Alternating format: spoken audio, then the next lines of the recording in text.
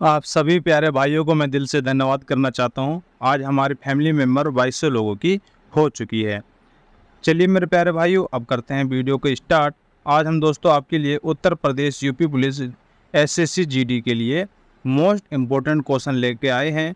और ये GK GS के क्वेश्चन दोस्तों हमारे प्रतियोगी परीक्षाओं के लिए बहुत ही महत्वपूर्ण रहने वाले हैं। चलिए स्टार्ट करते हैं हमारे फर्स्ट क्वेश्चन से। उससे पहले अगर आप हमारे चैनल पर नए हो तो वीडियो को लाइक और चैनल को सब्सक्राइब कर लेना, ताकि ऐसे ही इंपॉर्टेंट वीडियो आपको टाइम पर मिलती रहे। फर्स्ट क्वेश्चन देखते हैं। फर्स्ट क्वेश्चन क्या है हमारा, एशिया में तीसरा सबसे अधिक आबादी वाला देश कौन सा है?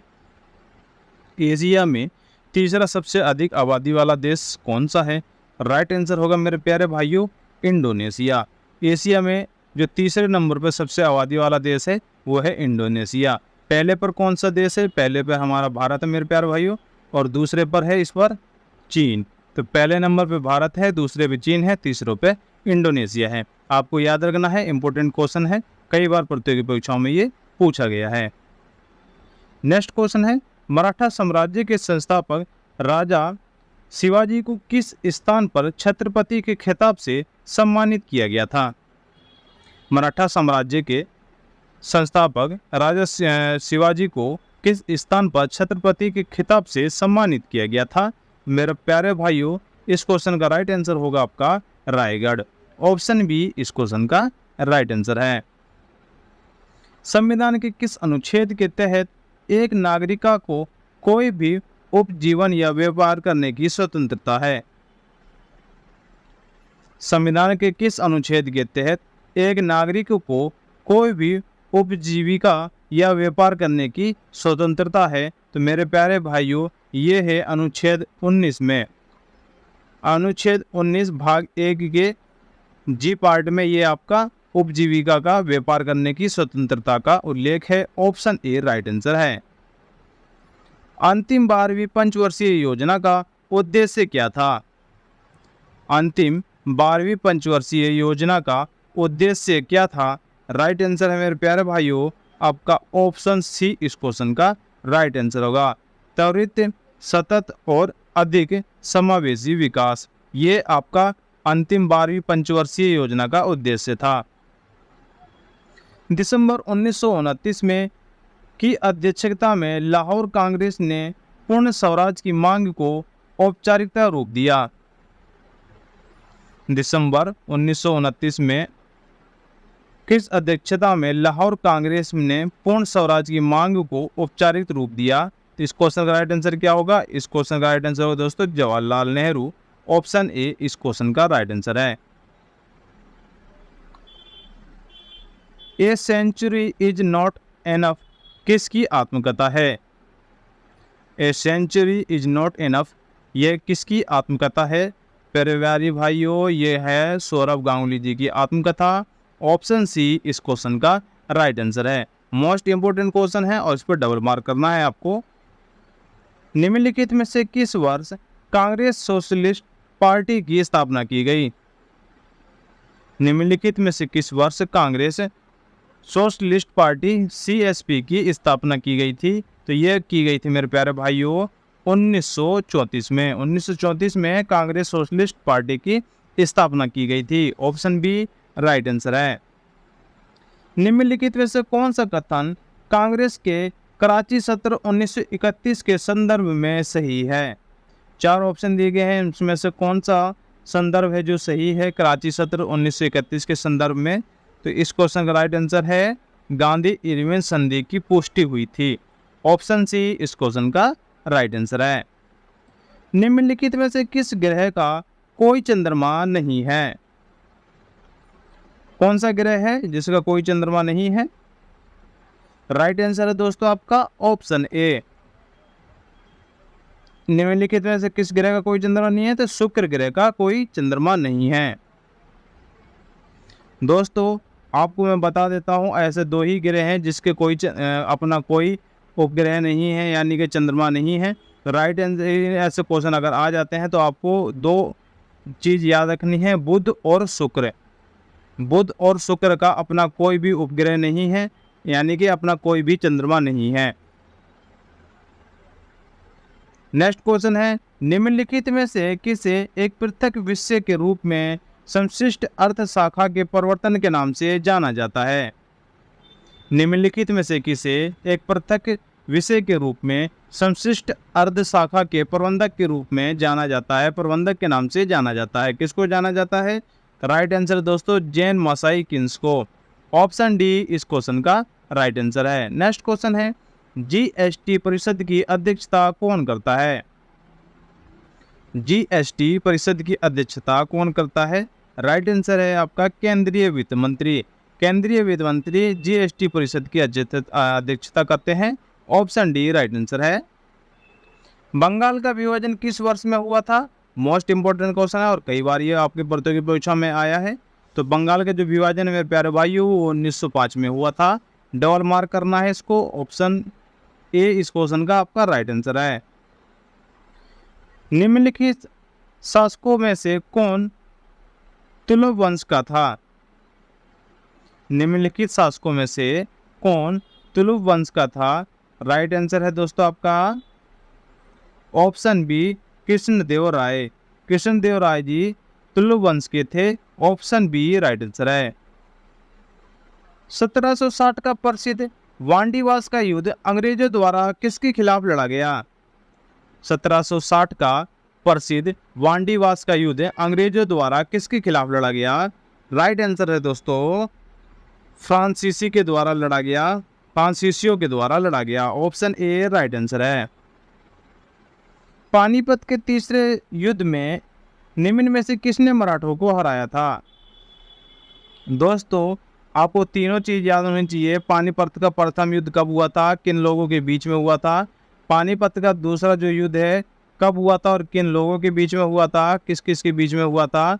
और पानीपत का जो तीसरा युद्ध है कब लड़ा गया था और किन के बीच में ये युद्ध हुआ था? तो ये तीनों चीज़ें आपको अच्छे से याद रखनी है। तो अभी आपको जब पता रहेगा कि किन के बीच हुआ है तो आपको ये भी पता रहेगा किसकी विजय हुई थी और किसकी हार हुई थी।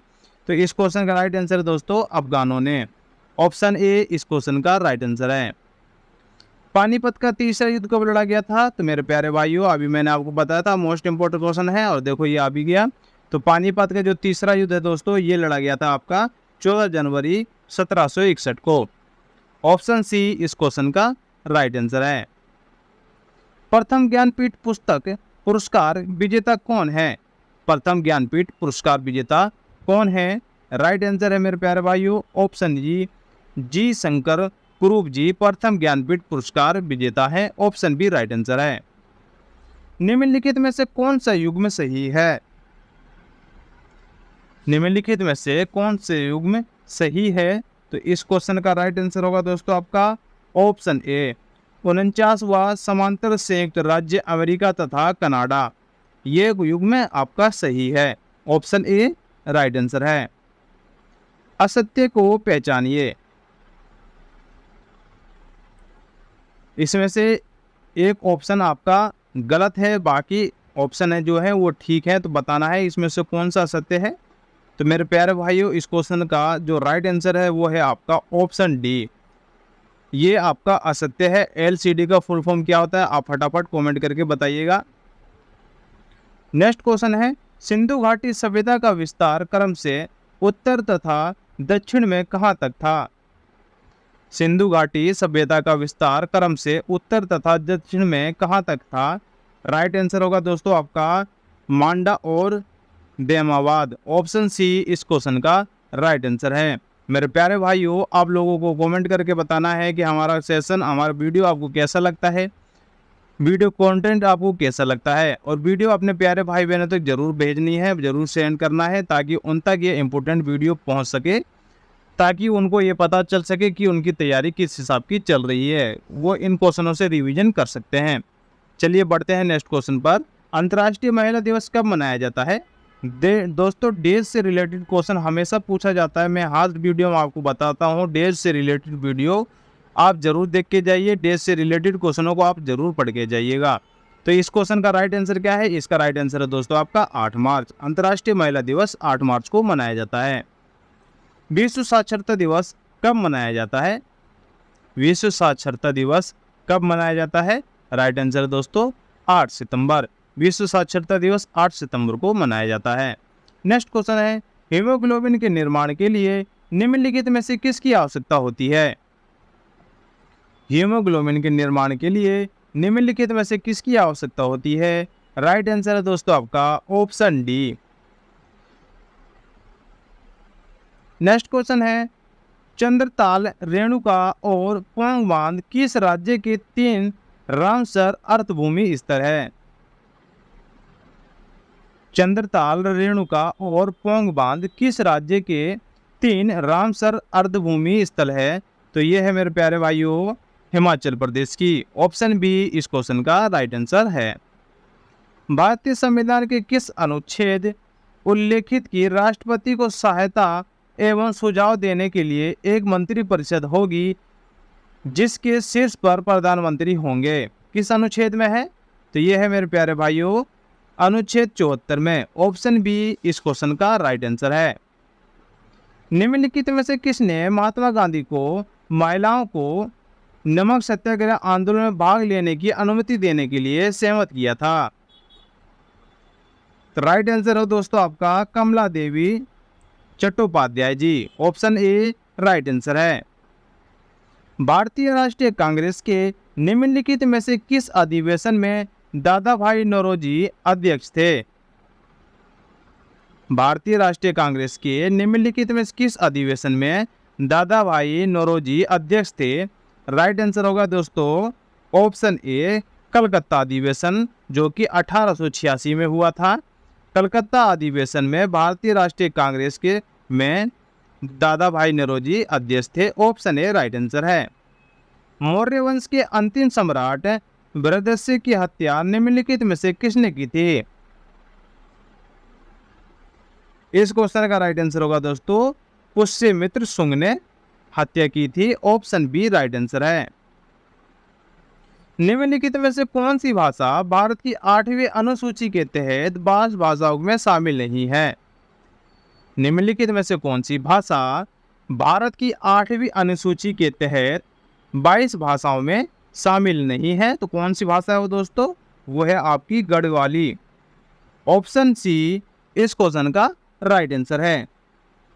निम्नलिखित में से क्या समवर्ती सूची का विषय है? समवर्ती सूची का विषय कौन सा है? राइट आंसर होगा दोस्तों शिक्षा। जो शिक्षा है ये समवर्ती सूची का विषय है। ऑप्शन डी राइट आंसर है। समान नागरिक संहिता का उल्लेख भारतीय संविधान के किस अनुच्छेद में किया गया है? तो दोस्तों समान नागरिकता संहिता का जो उल्लेख है वो अनुच्छेद 44 में किया गया है। ऑप्शन ए राइट आंसर है। 42वें संविधान संशोधन 1976 के तहत निम्नलिखित में से कौन सा शब्द भारतीय संविधान में नहीं जोड़ा गया है? तो इस क्वेश्चन का राइट आंसर होगा दोस्तों आपका ऑप्शन ए पूंजीवादी। जो पूंजीवादी शब्द है ये भारतीय संविधान में नहीं जोड़ा गया है, बाकी 3 आपके भारतीय संविधान में जोड़े गए हैं। इनमें से कौन सा स्रोत देशों से सही सुमेलित नहीं है? इनमें से कौन सा स्रोत देशों से सही सुमेलित नहीं है? दोस्तों एक ऑप्शन ऐसा है जो सही सुमेलित नहीं है, बाकी 3 सुमेलित हैं।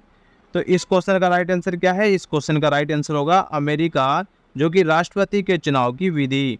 ये आपका ऑप्शन जो है इस क्वेश्चन का राइट आंसर है आपका ऑप्शन बी, और ये सुमेलित नहीं है। नेक्स्ट क्वेश्चन है, भारत के किस राज्य में सर्वप्रथम इलेक्ट्रॉनिक वोटिंग मशीन का प्रयोग किया गया था? मतलब ईवीएम मशीन का प्रयोग किया गया था। तो सबसे पहले कहाँ किया गया था इसका प्रयोग? राइट आंसर होगा दोस्तों आपका ऑप्शन सी केरल। केरल में इसका प्रयोग किया गया था। संयुक्त राष्ट्र की प्रथम बैठक कब हुई? संयुक्त राष्ट्र की प्रथम बैठक कब हुई? राइट आंसर है आपका ऑप्शन सी 24 अक्टूबर 1945 को संयुक्त राष्ट्र की बैठक हुई थी। भारतीय संविधान में वर्तमान में कितनी अनुसूचियां हैं? भारतीय संविधान में वर्तमान में कितनी अनुसूचियां हैं? राइट आंसर है दोस्तों आपका ऑप्शन डी 12। भारतीय संविधान में वर्तमान में 12 अनुसूचियां हैं। भारत यूनेस्को का सदस्य देश कब बना? भारत यूनेस्को का सदस्य देश कब बना? राइट आंसर होगा दोस्तों आपका 1946 में। भारत यूनेस्को का जो सदस्य देश बना था वो 1946 में बना था। निम्नलिखित में से कौन हाल ही में असम का 7वां राष्ट्रीय उद्यान बन गया है? इस क्वेश्चन का राइट आंसर होगा दोस्तों आपका दिहिंग पटकाई राष्ट्रीय उद्यान। ऑप्शन ए राइट आंसर होगा। द्रवों का घनत्व नापने के लिए किस उपकरण का उपयोग किया जा सकता है? द्रवों का घनत्व नापने के लिए किस उपकरण का उपयोग किया जा सकता है? राइट आंसर दोस्तों आपका ऑप्शन डी पिक्नोमीटर का उपयोग किया जाता है द्रवों का घनत्व नापने के लिए। ऑप्शन डी इस क्वेश्चन का राइट आंसर है। निम्नलिखित में से किस तत्व की परमाणु त्रिज्या सबसे छोटी होती है? निम्नलिखित में से किस तत्व की परमाणु त्रिज्या सबसे छोटी होती है? राइट आंसर आपका क्लोरीन। क्लोरीन तत्व की परमाणु त्रिज्या सबसे छोटी होती है। ऑप्शन डी इस क्वेश्चन का राइट आंसर है। तो मेरे प्यारे भाइयों, ये हमारे 40 क्वेश्चन थे जो कि मोस्ट इंपोर्टेंट क्वेश्चन है आपकी प्रतियोगी परीक्षाओं के लिए।